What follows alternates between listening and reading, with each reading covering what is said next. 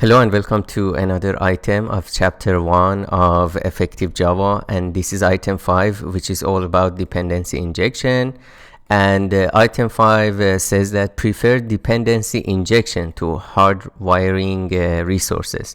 Now what does it mean? I mean, it's not a very complicated thing here. I mean, dependency injection in general can become a very complicated concept, but what this item is really saying is that there are many classes that depend on one or more underlying resource or dependency. What we mean, this is more about the object composition, right? So this is about composition.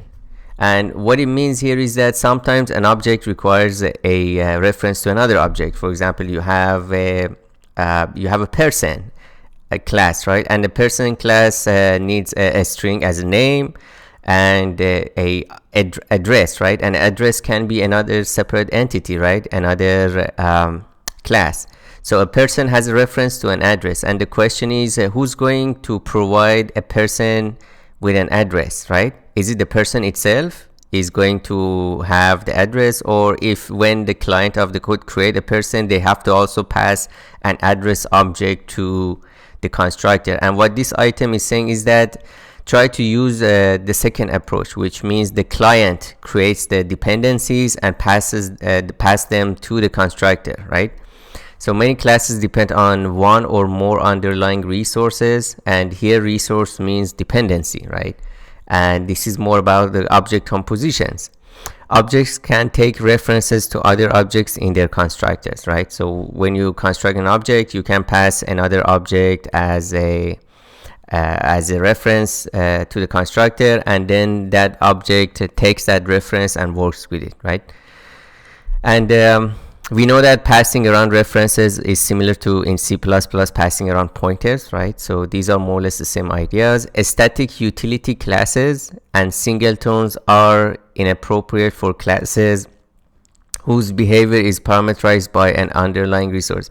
Now we've already talked about static utility classes and singletons, and we said that singletons, for example, usually have a private constructor, and so nobody provides any dependency for the singleton, but then the singleton has to create its own unique instance, right? So it manages its own resources in a way, right? So they don't accept any parameterization from the outside, right, or from underlying resource. What is required is the ability to support multiple instances of the class, each of which uses the resource desired by the client. So what this means is that if you have a class that takes a reference to another class, then you can pass multiple different objects of the same reference to the constructor. So different instances of your object basically can have various different types of resources, or basically the same resource type but with different values. A simple pattern that satisfies this requirement is to pass the resource into the constructor when creating a new instance. So this is the simple, but this might not be the best, right? And again, this item, when this item refers to the dependency injection, it's actually more or less this simple idea that you pass the resource into the constructor when creating a new instance, and let's call it dependency injection. And this is more about valuing composition over inheritance, right? Instead of trying to inherit from, for example, if you have a person that has hold the reference to an address object, it doesn't make sense to inherit from address, and it doesn't make sense for the person to inherit from address, right? Because person and address are really not related in any ways. A person can hold a reference to an address, but a person is not an address. So this way we use composition, which means the person class is composed of some fields, and some of them are other classes. So composition over inheritance, sometimes it's better to let another entity provide such resource to the class. Again, what it means is that you have a separate class, and the client separately instantiate, for example, an address class, an address object, and then passes it to the constructor of a person class, right? So let's head to Eclipse and try to quickly look at this. So I'm going to create another package, item 5, and what item 5 says that if you create a person class, then we know that a person has a name, a string name, and then we're going to have an address, right? And then the question is, so this person class now has a dependency. This is a dependency, right, on another class. Now strings, I mean, the string is also another class, but you can provide a string literal, so it's not a big deal. So you can provide a string literals. But what about this address object, right?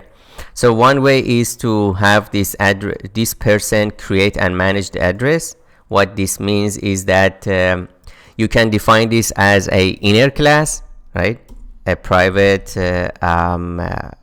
private class address, for example, and then it's going to have a constructor, public, and again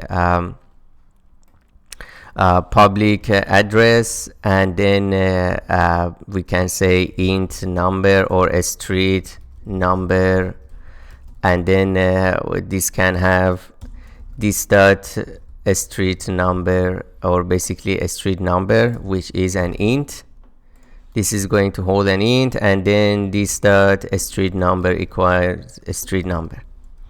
So now this person is managing this, right? And then in the constructor of the person, public person, what we're going to say that a string name and int a street number, for example. So the client doesn't know what happens to this street number. I mean, name is kind of self-explanatory. This dot name equals name, but then the client doesn't know what happens to this street number. So the client just provides that, and then the class, the internal implementation of the class, creates a new address, and then passes this street number to it, something like this. Okay, and that's basically the way this works. Well, the problem here is that sometimes it's better. This might be easy to implement and understand for a very simple class, but when it gets complicated, it's better to ask the client to actually provide the address class. So what we can do here is that, now first of all, let's just implement the toString for the address. So source implement toString. All right, so we have the toString for the address here. And then we're going to also implement a toString for the person itself. So if I create a test class with a main method, what we can do here, we can say that var p1 is new person, and then we're going to provide a name, Bob, and then a street address 212, for example. Right? So the client, when it uses this API, doesn't know what happens to this number, and this number gets translated or transformed into a dependency, which means it's another data type or another object, right? And the client right now has no access to this directly, so they cannot instantiate that. And in fact, we could even make this static, because this class is not reliant or doesn't depend on the state of the object, right? But we make it private so that the user cannot access this. So this, and then we can do a sysout on this person. All right. So we have name Bob, address, street number, or let's maybe we can basically just change the implementation of the address and run this again. Address is street number 212. All right. Or we can go here, and instead of saying address, we just convert the address to toString. So let's see. So we are going to remove this this one, I believe. Yeah, so name Bob, a street number 212. Again, the client has no idea what happens to this street number. So the item 5 says that instead of doing this, which might be complicated, we're going to remove this, or actually we're going to create a new class, address. Okay, And then we're just going to copy and paste whatever code we had for creating this address. All right, and then now item 5 says that instead of relying on the class itself to provide the implementation for this dependency, rely on the client to provide the implementation for this dependency. So the client now provides an address, and we just directly work with that address, right? So we are providing a dependency. Obviously, the problem here is that if there's a lot of dependencies in the constructor, then it's better to rely on a commercial framework for dependency injection, right? And there are good frameworks out there that you can use, and they normally use reflection to get access of what is the parameters of the constructor, and then they understand how to actually create those dependencies and inject them in a class. But right now, this is the concept of dependency injection. We are injecting this string name, and I mean a string is fine because we can always provide a string literal, so it's not a big deal. But this address is a dependency, and this class has no concern about how this dependency is created and passed to the class. So the person says, just give me address. I don't care how it's created. The person is not responsible for creating this dependency. It just says give it to me, and then I know how to work with it, right? So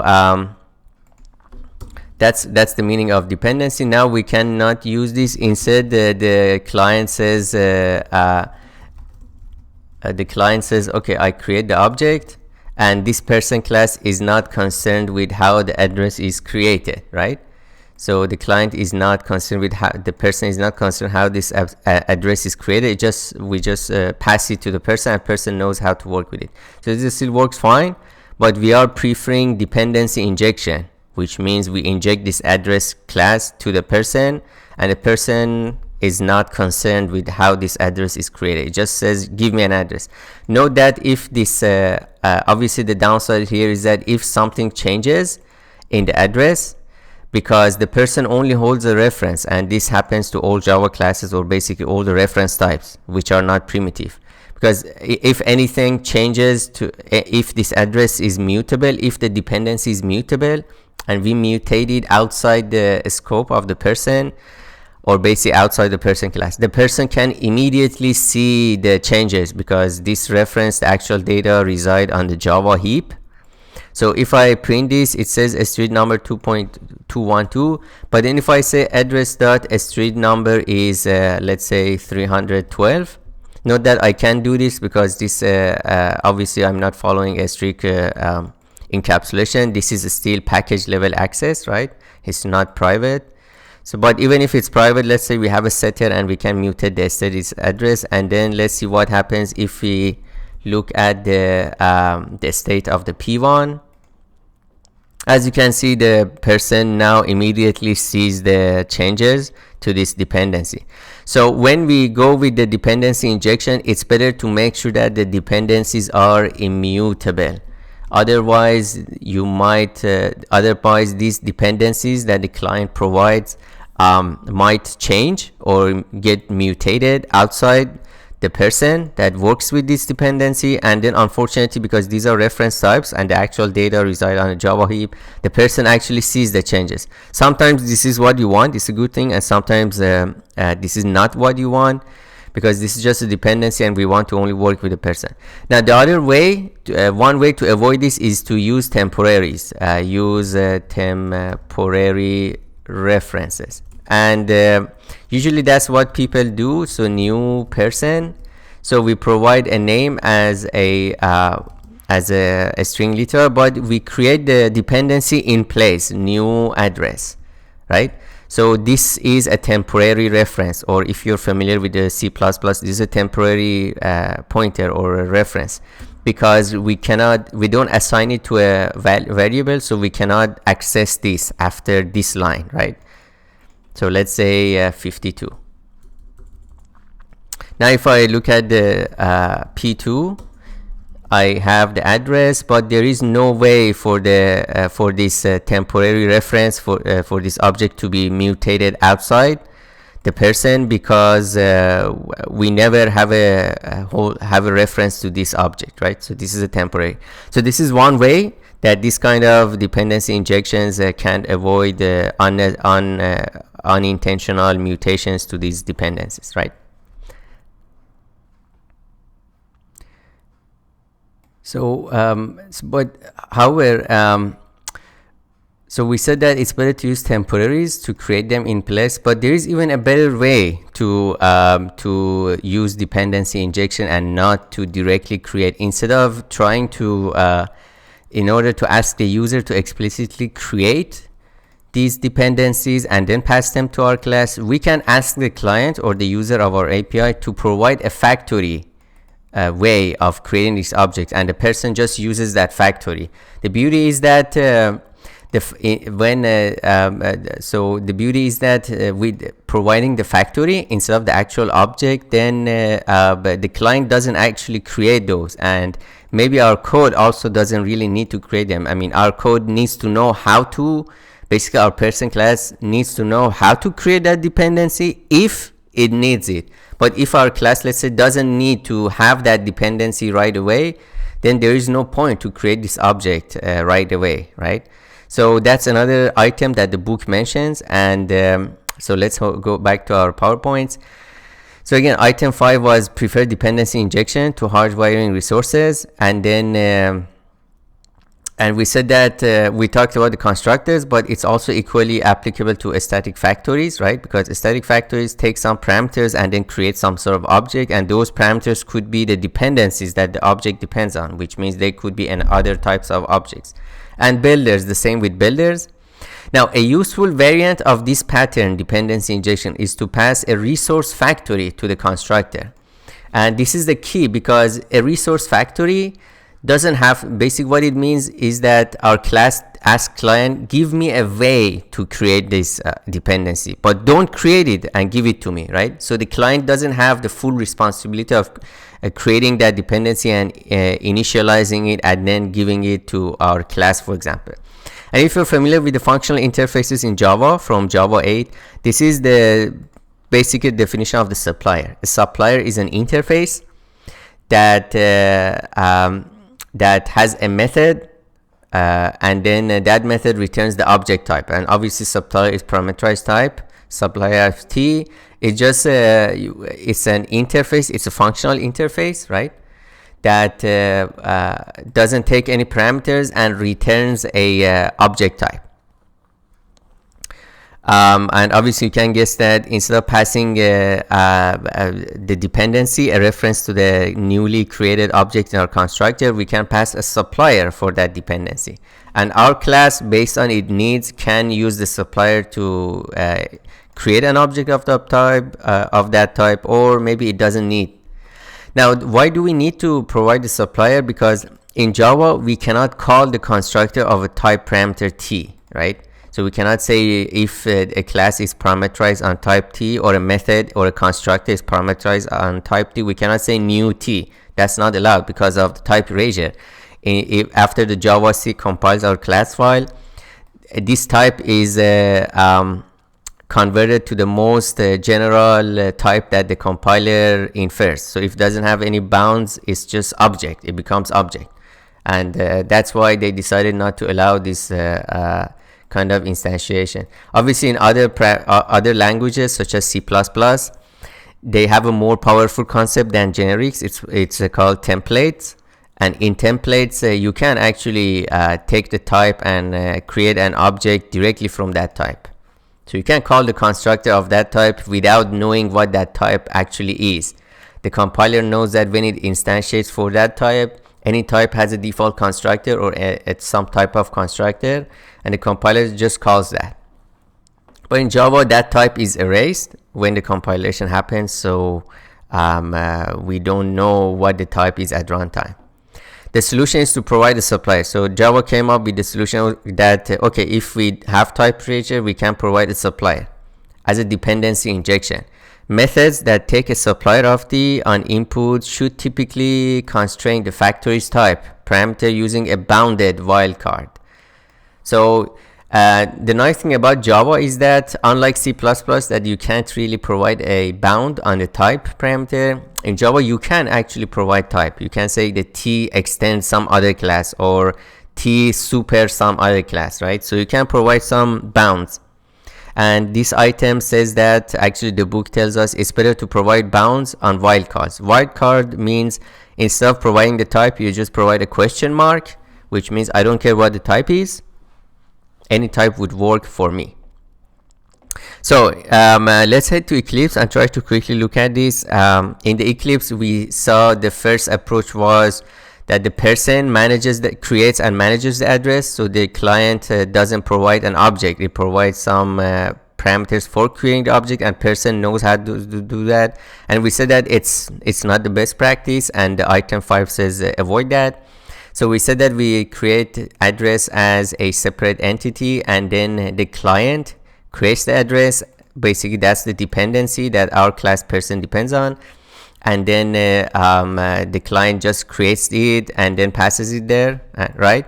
And we said that one problem, obviously, again, I'm repeating it for you to really understand this. One problem with this approach is that if this object is mutable, if this dependency is mutable, then this person class can't see any changes or any mutations right away, because these are reference types. And we said that in order to avoid that, we can create these dependencies in place, which is a little bit tedious. And the other thing is that we are creating objects, which means we are allocating memory, but maybe the person class doesn't need to have a fully constructed object right away. Maybe down the road, maybe after a while, it needs to create the object. So the third approach is to, instead of having this address, we're going to ask the client that instead of providing the object, or instead of creating and initializing the object, give us a supplier. So tell us a way of how to create an address, right? Or we can call it, for example, address factory. Because this is, again, the meaning of the factory in Java language is a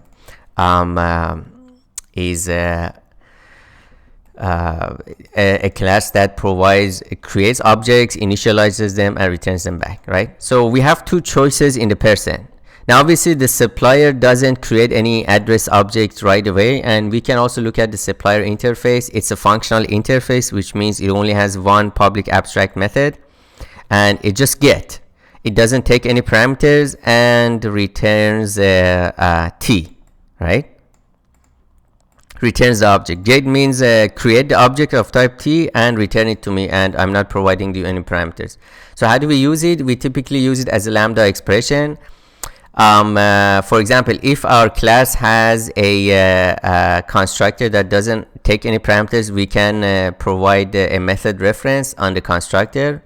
Know that the method reference on the constructor is because functional interfaces bind to method references as well. So I'm going to write it here. Or basically what I'm going to do here is that I'm going to provide a default constructor that doesn't take any parameter. So let's initialize this to 0. And obviously this is not this doesn't make sense for an address class, right? But here I'm just going to show the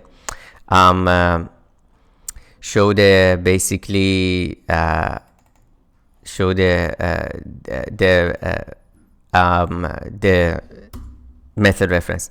So then let's say the person needs to create the address right away, so it can ask the address factory, and then colon, this is a scope resolution operator, new. Now what's wrong with this? Address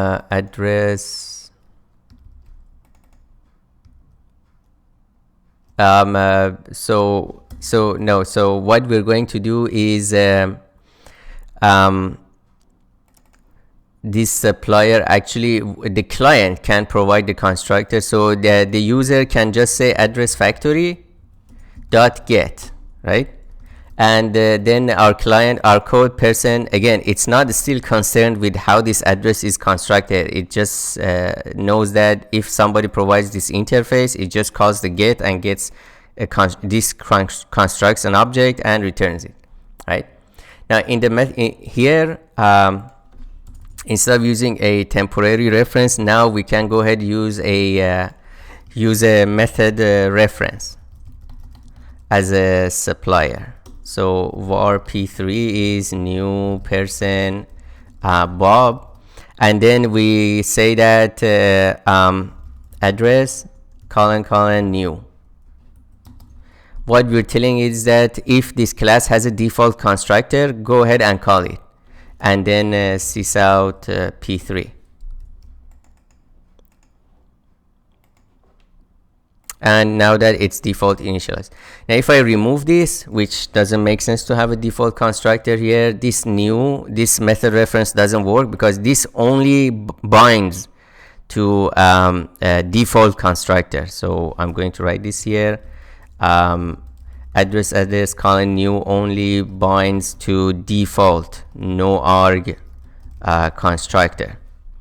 So instead of doing that, what we're going to do, we're going to provide a lambda expression, for example, the supplier. So the supplier doesn't take any parameters and returns a address, for example, 212. So this is lambda expression. Now the difference, the key so this example, or maybe let's set it to 52 to compare it with this one. So these two are pretty much equivalent. We're still creating objects, but here this is eager initialization. We're actually creating and initializing the object, so memory is allocated. Lambda expressions or functional interface supplier is a lazy initialization, which means the person takes the supplier, but it might not need to create this object right in the constructor. So if I run this, I mean, obviously we get the same results, right? But the difference here is that we don't have to create, at the moment our person class creates this, creates the object right away, but we don't have to do this, right? We can say, let's say supplier of address, we call it address factory, and it's null, and then this dot address factory is address factory, right? But then we don't need to initialize the address right away. Then obviously if I run this, address is null in this case, right? The reason the address is null is because I'm not sure why the color changed, but because lambda expressions are lazily initialized or lazily invoked. And right now the person knows how to create this object, address 52, but it didn't actually create an object of type address, right? That's another nice thing about providing a supplier. So for example, if we want to call this, then we can say this dot address factory, or basically this dot address equal basically this dot address, or we can say address factory dot get. So we can go ahead and create this address object whenever we actually need it. And if I run this, is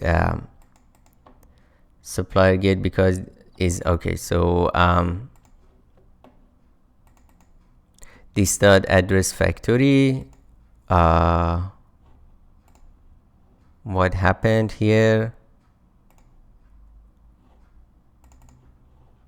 Oh, okay, so that's because we're calling the toString in this case. So let's say if we can say if address factory is not null, we know that the client provided an address factory, so we can go ahead and create our address from that, and this still works.